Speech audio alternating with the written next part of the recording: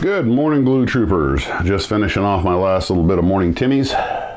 And let's talk about a couple of things. When I woke up this morning and was still in a state of semi-consciousness, a silly thought went through my mind, but I thought it might be a point kind of worthy of a little chit-chat. It seems like that thing back there might be... There, problem solved. So first off, yes, I did lose my comb this morning. I just took one look at that and thought, they might get a laugh out of that hair. So I decided not to comb it this morning so I could have the Einstein look. And it's already kind of starting to fall down a little bit. I woke up this morning, it looked like my head had exploded. The point I was going to bring up was that, now without Googling it, do any of you guys recognize the movie character name I'm about to put out? Asta the Wonder Dog. Without Googling it. If you need a second to Google it, I'll wait.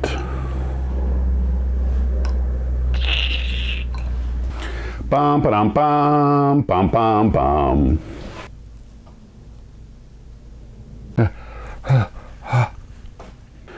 Well, when I was a kid, I guess it would have been late 70s, I, on television, saw my first Thin Man movie. And the opening credits, Asta the Wonder Dog. Well, I had no idea how big William Powell and Myrna Loy were back at the time. So I really enjoyed the movie. I forget which one of them it was, but I thought it was a great movie. Obviously, the two had magnificent chemistry. And I asked my parents, have you ever heard of this series called The Thin Man? And they laughed, and my mom, without skipping a beat, went, oh yeah, with Asta the Wonder Dog. I was like, what? Now I know who Roy Rogers and Trigger were, and I knew who Lassie was. I even knew who Rin Tin Tin was, but how did I never know of Asta the Wonder Dog? And I realized it was a generational thing. Now the reason I bring this up is because at work a couple of weeks ago, I was chatting with a couple of members of my crew who are much younger than I am. And I started talking about some movies and things, and I'm talking about stuff that was like from the 90s, you know, some of the Bruce Willis films and things like that, and they kind of gave me a funny look. And my first officer, who's closer to my age, goes, man, they don't know who you're talking about. I'm like, what are you talking about? How can they not know? And then it clicked, it was the same thing. There were some movie franchises that people our age, I mean, we were already very mature adults when they came out. And I'm like, you remember, it came out like just after the Gulf War. And like, oh, I wasn't born during the Gulf War. I'm like, what are you talking about? The Gulf War was 91. They go, yeah, I'm 22. I'm like, holy crap. I'm working with people who were born almost a decade after the first Gulf War. Yet to me, the first Gulf War was this modern thing that I saw live on TV. And I started talking about models and stuff, and they didn't know who half the characters I was talking about were. And then it dawned on me. I think I know a mistake that the model industry is making. Any movie that comes out these days has a big part of the rights to a television show are the toys and franchise rights. And action figures and stuff sell, and usually they're out before the movie is. So you have all of these fantastic characters out there that you can buy as action figures. But how many modern characters are there available in model form? And I'm thinking if Aurora was still in business, primarily being the figure company, they would probably be doing all the characters from Lord of the Rings and now we do have a lot of Star Wars characters, but and maybe I'm wrong. Maybe there are Lord of the Rings character kits out there, but there's other stuff. Does anybody know of anyone that makes kits of like the characters from The Expanse? And now with all these different channels, there are so many shows out there that have all these rich characters that you can do, The Walking Dead and all these others. Now, I know there's the action figures you can buy, but are there actual kits of them? And there may be of some. Maybe they don't sell as well as I think they do, but what I was thinking is these things could be something that could help lure in model builders of a younger age because it's something that they're more connected with. And then once you get them in, then you can reel them in and get them interested in history and everything.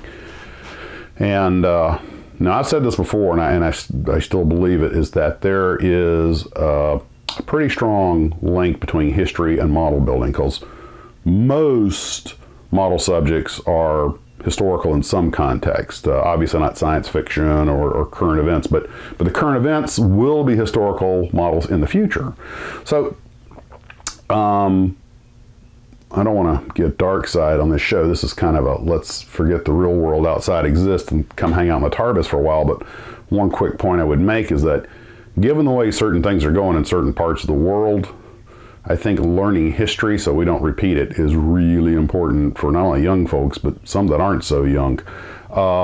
So I really think that things like modeling Cold War and World War II stuff, and even World War I stuff, if you can get a kid interested in the model, just for the point of building something, you might be able to spark that curiosity about it in the real world, and then you've got the little seed of a history lesson being planted.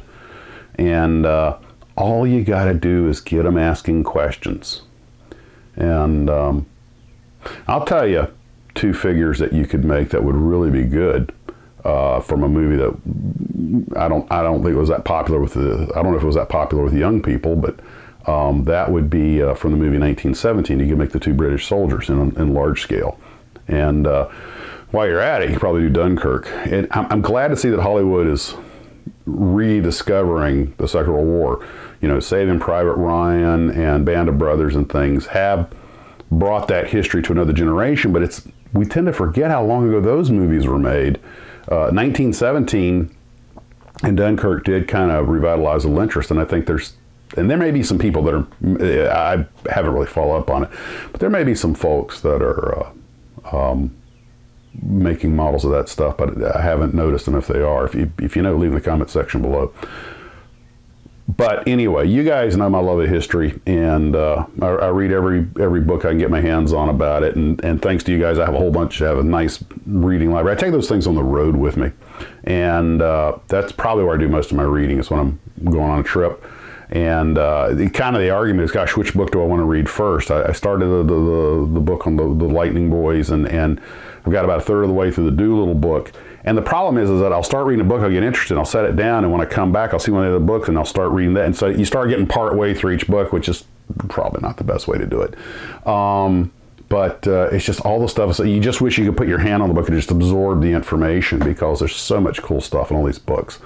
And I just really think that history, social studies, and civics, and Econ 101 are probably the 4 most important subjects we can teach kids. And unfortunately, at least in the good old US of A, they're wanting.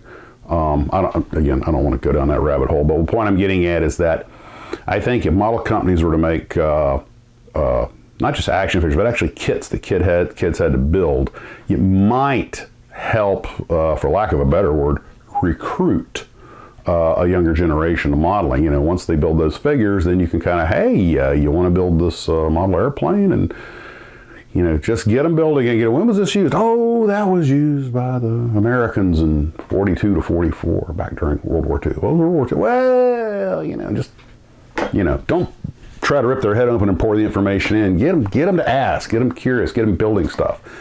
And would you like to build a tank?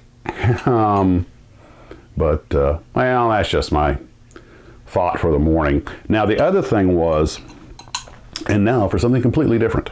I had a couple questions recently about my air guns. I have 2. I have my Badger 105 Patriot, which is a very straightforward little air gun. I did have to buy some new needles for it, because I just bent up the one that was in it from abuse, because I don't know how to take care of an air gun. Great little air gun. If you don't get the mix right, it does tend to clog up, as any air gun will. I use this for most models.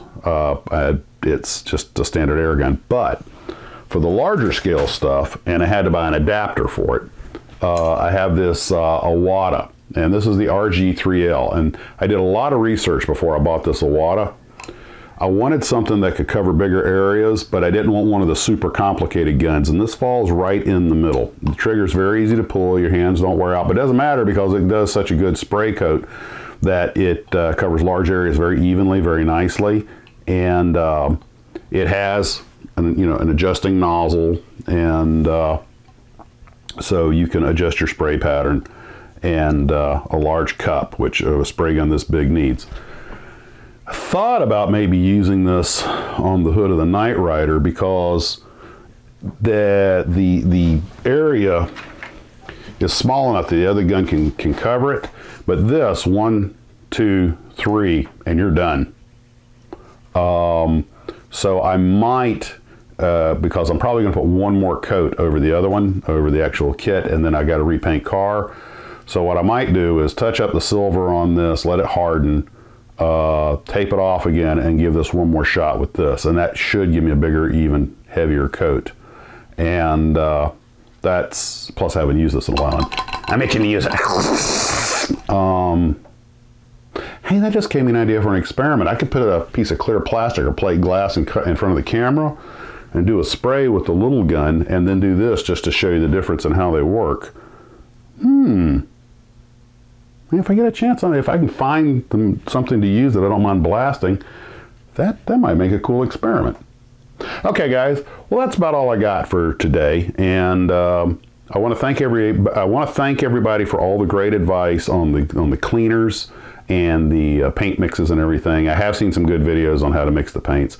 Personally, I'm more of an acrylic guy just because it gasses out much quicker. You don't have to wait as long. I mean, some of these enamels, you got to wait 3 or 4 days before you can really do anything, or you're going to just, God help you if you tape it off. I'm also still debating on what to do with the Waddell Williams because I like that black and white paint scheme, which is much simpler and easier to do. But I feel like I'm cheating because I said I was going to do the Roscoe Turner paint scheme, and I'm basically chickening out on it. And I just know I'm not going to be able to match that orange right, and it's going to look weird. I'm really afraid of messing that thing up. And you don't want to be scared when you build a model. I'm still toying with what I'm going to do with it, but I need to make a decision because it's time to get rolling on that model too. And I've also made myself a promise, not opening any more kits until I get these done, or get down maybe 1 or 2. I don't mind having multiple kits open, but what I say, 6 or 7 open right now, I'm just begging for disaster. So guys, I'm also running out of space. I got like little piles of build projects all over the TARDIS. I might spend part of the day gutting this place again and trying to reorganize it one more time, which is a 1-2 day event. You don't realize how much stuff you can pack in a small place. Well, anyone who's ever had to move knows. Okay, guys, I'm just prattling on now. You take care. You have a wonderful day, and model on.